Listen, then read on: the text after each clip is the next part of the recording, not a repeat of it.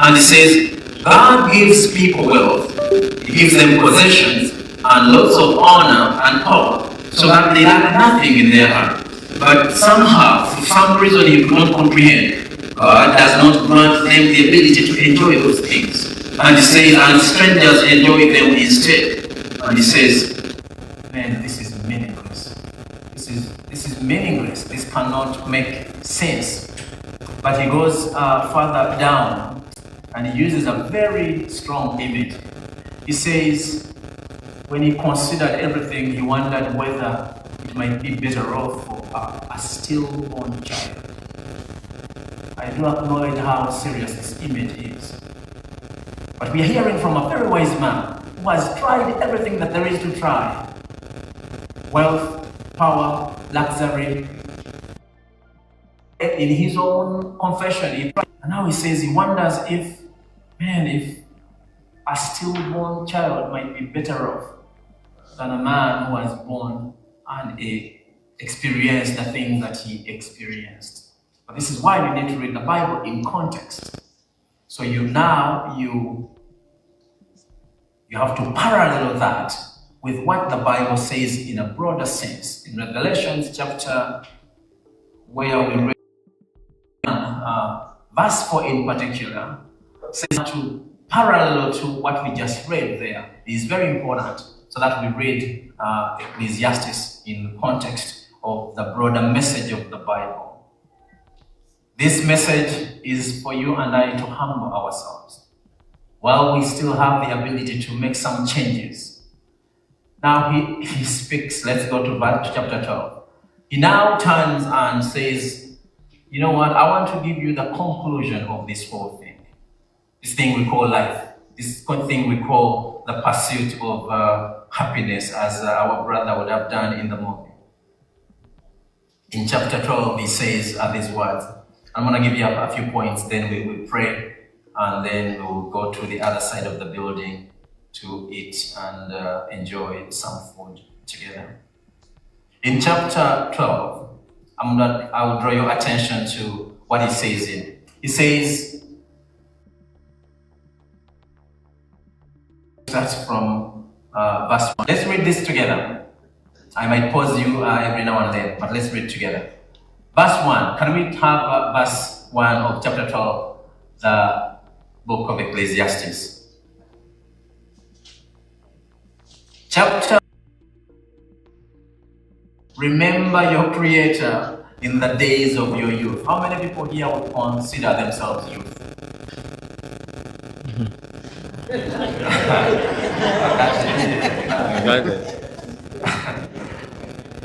No, this is something else.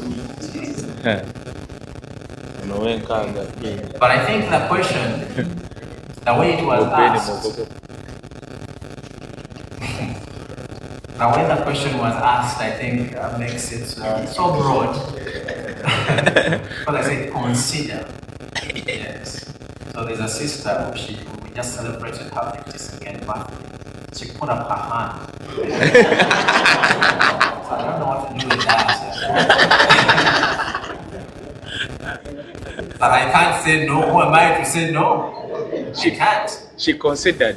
Yes. And for one, she really looks very youthful. So boldly. Now listen, the youth. He says, remember your Creator in the days of your youth, before the days of trouble come and the years approach when you will say, I find no pleasure in them. Let's read together verse 2. Before the sunlight and the noon and the stars grow dark and the clouds turn after the rain. It's talking about your eyes, saying a time comes when your eyes cannot see.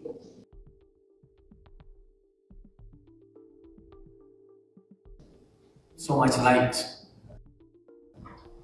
Let's read together. It says, when the keepers of the house tremble and the strong men stoop, these are your bones. This a time comes when your bones cannot. I used to do somersaults. Musumba tureke. Talk to my brother Silver Chaglan. So there's a brother I went to school with. The people who saw me in my grade 9, grade 12, they won't be surprised about that statement. Emperor what would it? Emperor can also tell them it's my hobby also. Yes. I used to do somersaults, but right now tell me to do just a cartwheel. So a time comes when the bones, your limbs, are not able to do the things that you used to do. He says, when the grinders, these are your teeth, when the grinders cease because they are few, time comes when you don't have as many teeth in your set as you used to have. He says, before that time comes, what do you need to remember? He says, what? Remember your Creator before those days come. Let's read together so that you don't say, man, Pastor was really, no, not Pastor, the Bible. Looking through the windows, grow dim, these are your eyes and ears. And you try all types of lenses. This lens is good actually, but now without it, it's hard for me to see in the back. By the time comes, you try all kinds of lenses, bifocals and all that, and the reality is you're not where you used to be. And it says, before you get to that, remember your Creator.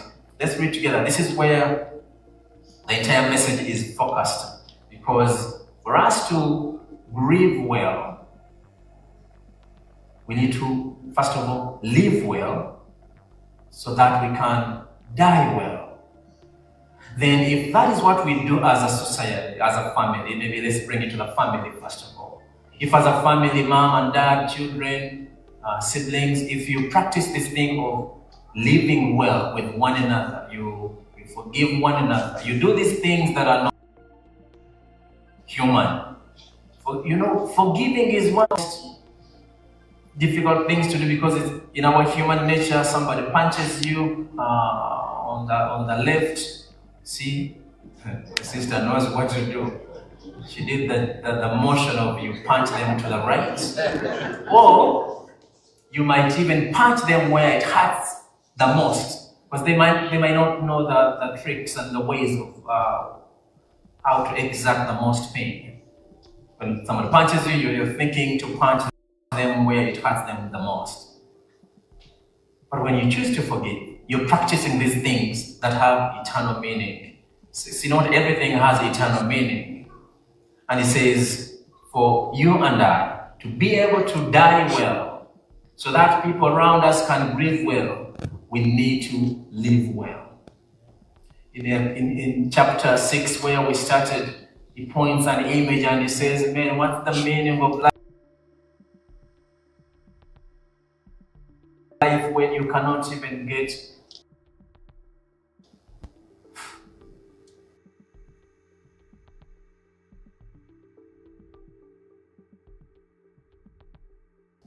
and your days are done, celebrating your death?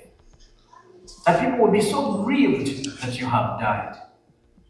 But it is very possible to live or lead in such a way that some people will truly celebrate when you die. Now there's a problem there. Yes, because in our culture, it is. I need an English word, but I only have it in Uganda, so I'm gonna reach out. Pale mannered. So in our culture, it is. I just realized what it just did to me. It gave me the direct translation. Oh man. That's why we know the people that did not go to kindergarten, because I didn't. I just found out I'm in good company. What's the word when you're very bad mannered? No, don't. What is the word? Because what's the word when you're very bad mannered? Is there a word? Oh, we go with that. Let's go with that. So in our culture, it is very bad mannered to speak bad or to hate a dead person. It is bad mannered. Bisambi.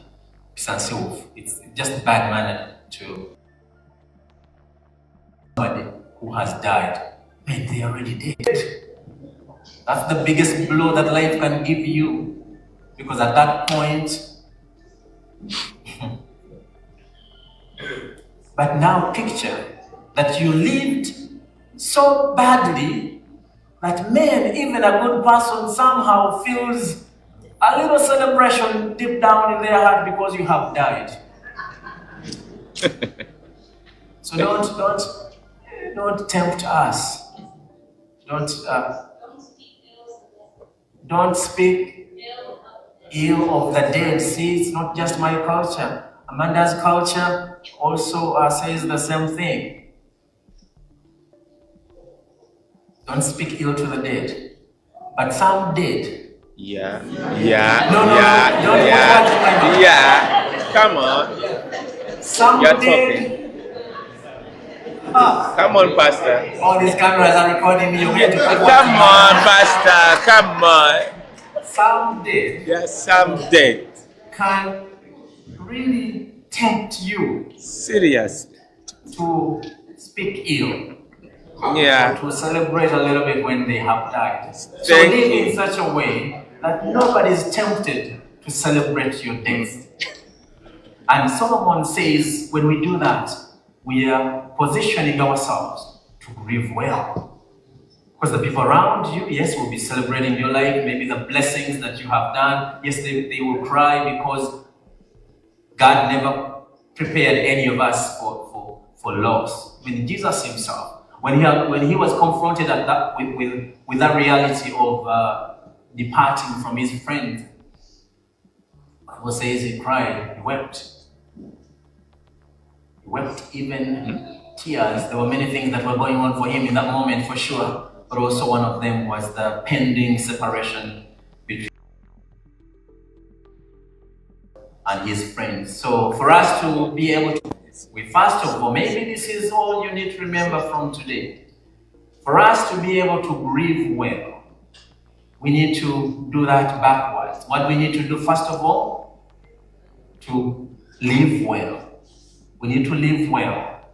Some of the examples of living well are to practice all these heavenly virtues while we are still here on earth. Don't wait to die and then you think you're going to practice these things when you get to heaven. It's things like justice, things like love. You know, justice is one of the supreme examples or demonstrations of love. There's a wise man, he says, justice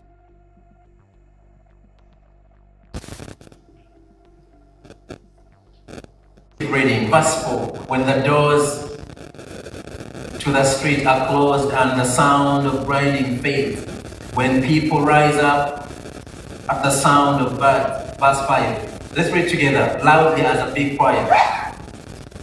When people are free blossoms and this is your hair, when you enter your head is green now. And the grasshopper drags itself along the desert, and desire no longer is stirred. Then people to their eternal home and mourners go about the streets. Verse 6, remember him before the silver cord is severed and the golden law is broken. This is your back. Time comes when your back, you cannot stand straight.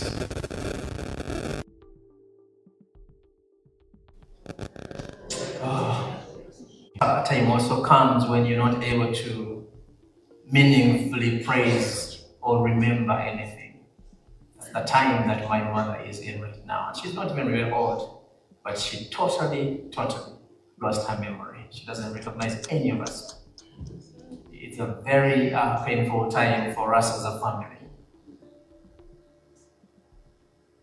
But yes, a time comes when you're not able to meaningfully praise the Lord. When you're not able to do these heavenly things that we believe in and we preach and we teach. So do these things while you're still able to do these things. This This is all Solomon is saying.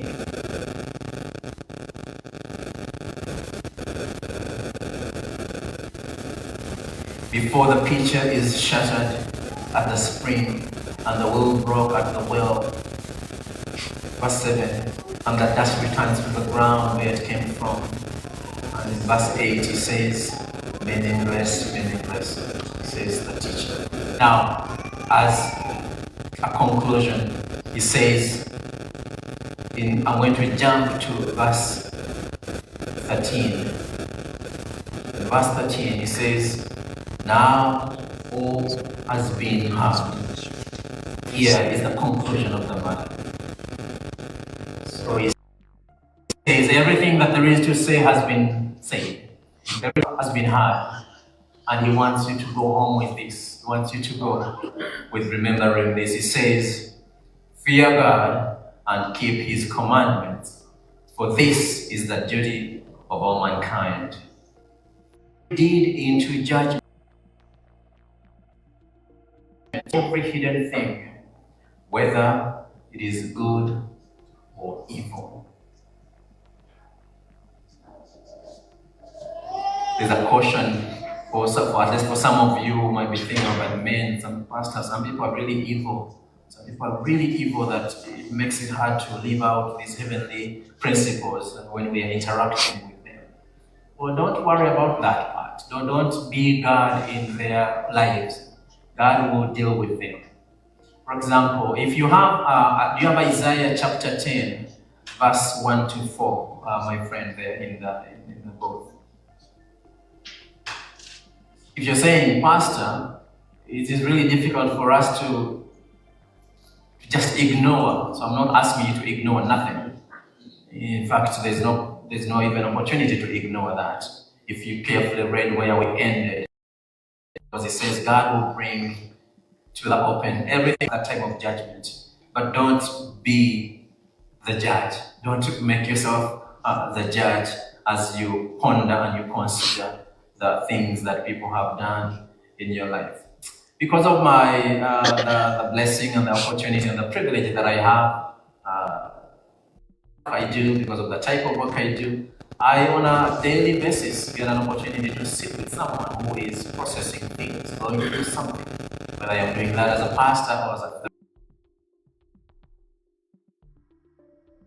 therapist, it's such a privilege that people go out of their way. One of the most common statements I hear in the sessions is that I have never, ever shared this with anyone. It's one of the most common statements I hear, and I believe it. Because even I don't go for coffee and I just start pouring out my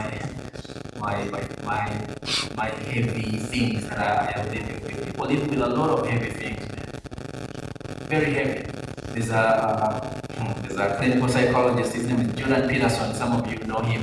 He's a popular man at the University of Toronto. He says after being a therapist for 35 years, he wondered to himself how it is that as not setting buildings on fire. For him, he says he doesn't wonder anymore why people are depressed. He wonders how it is that people, knowing what he knows about what they shared with him for the 35 years of him sitting and listening, he wonders how they walk down the street and they're not lighting buildings on fire. That for him just humbled him. So people are carrying a lot of things. But in the blessing and the privilege of being on the receiving end of those things. So nothing that I say here, I say lightly about pain, about people's betrayals. People have betrayed people. And when I draw your attention to these heavenly principles, I am not making light of the evil that people have done to you or people will continue to do to you, especially family members. I say especially in the sense that it will be harder for you to apply these heavenly principles of forgiveness and love when the betrayal is coming from a family. Or when it's coming from somebody, man, you really, really respect it, or you really put all your trust in. It might be easier to give a total stranger when they do crazy things to you. But when the person is somebody that you already have a close relationship with, it will be difficult. So I'm not saying any of the things I'm saying lightly. I'm not naive to that extent. And the other thing is, I also live on this side of heaven. I don't live in heaven. I live on this side. I have had my own pains and trials, and sometimes it's not wise to compare people's pains and trials. But the point is, I think all of us have had a share of these things. So when I say to you that we have to live out these heavenly principles so that we can live well, then die well, so that people are well. And guess what? The last thing is, as we read in the book of Revelation, so that we can live forever. So that we can live forever. But in Isaiah, this is what he says. In Isaiah chapter 10, verse 1 to 4. Isaiah 10, 1 to 4. So be encouraged that if you, in your imperfect being, if you are concerned about things of justice, how much more God himself? So this is the encouragement for you who are concerned. I am very concerned about justice myself. There's a priest who will be very encouraged to address your mind to this priest. He's dead now. Gustavo Guterres is the father of this thing, of this part of theology that we call liberation theology. In liberation theology, you can't help but to interpret the Bible in the lens of how oppressed, of how God thinks of the marginalized. You can't help but to think the Bible through that lens. It's a very good lens to think through. You can't be okay when you are aware of the injustices going on around you. You can't be okay. In fact, if you are a Methodist, you should be very, very attentive to where we come from in terms of history. Our history, the Methodist Church, John Wesley in particular, was key in starting to preach a message of no to slavery. I promise you, we're going to get to Isaiah. But there was a time when on the pulpit, there was this division where some preachers would come and preach messages for, or messages that support slavery. And then you would find another church and the preacher comes and stands and he's ready to take whatever bullets that you want to fire and he will preach against slavery. There was once upon a time that kind of thing going on in the church. Now, the Methodist Church is key in what we call the abolition movement. And I want us to take a leaf from that as Christians, as believers, so that we are not okay with being neutral when it comes to injustices. In fact, a man I have so much respect for, Archbishop Desmond Tutu, says, in situations of injustice, when you choose the posture of neutrality, you have chosen the position of the oppressor. When there's injustice going on, and for you say, oh man, no, me, I'm a God-loving Christian, so maybe neutral about that situation. He says, by that choice, you have chosen the side of the oppressor. He gives the image of a mouse and an elephant. He says, when an elephant has its foot on the tail of a mouse, and for you, you just say, I'm just gonna really be neutral about that situation. Picture this for the image. We have an elephant here, we have a mouse, and now the elephant has his foot on the tail of the mouse. You look at that situation as a Bible-believing, God-fearing Christian, and you say, I'm gonna be neutral about that. He says the mouse will not appreciate your neutrality. But even much more, this is what God is saying. For those of you who are concerned about matters of justice. He says in chapter 10, let's read this together. He says, there's a Uganda word, very beautiful word that summarizes this. Zibasanze. He says, woe to you. Let's read two together. Woe to those who make unjust laws, to those who issue oppressive decrees. But I want you to contextualize this. We always start from home. How are you in your home? Are you oppressing your children? Are you oppressing your wife? Are you oppressing your husband? Because you can read this and you quickly, it escapes you and you think we are talking about someone else. No. The very first place to begin is yourself. But this is the sentence. Woe to those who make unjust laws, to those who issue oppressive decrees, to deprive the poor of their rights and withhold justice from the oppressed of my people, making widows their prey and robbing the fatherless. What will you do on the day of reckoning? When disaster comes from afar, who will you run for help? To whom will you run for help?